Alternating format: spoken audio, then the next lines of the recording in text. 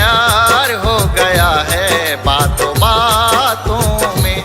देखो महफिल सजी है आज रातों में, मुझे प्यार हो गया है बातों बातों में, मुझे प्यार हो गया है बातों बातों में।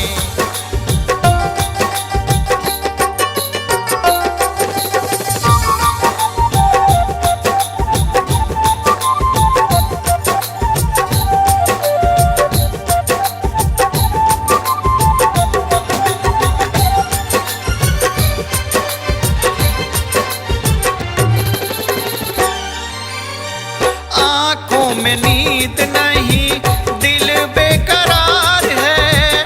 आँखों में नींद नहीं, दिल बेकरार है।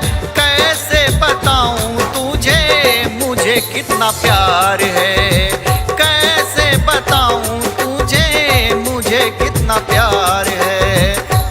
तेरा नाम लिखा है धड़कन सांसों में, तेरा नाम लिखा है धड़कन सांसों में, मुझे प्यार हो गया है बातों बातों में, मुझे प्यार हो गया है बातों बातों में, मुझे प्यार हो गया है बातों बातों में।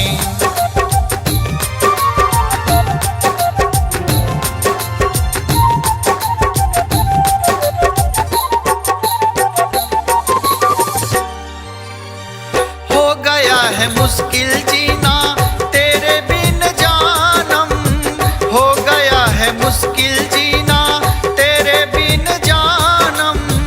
तू है सजनी मेरी मैं तेरा साजन, तू है सजनी मेरी मैं तेरा साजन।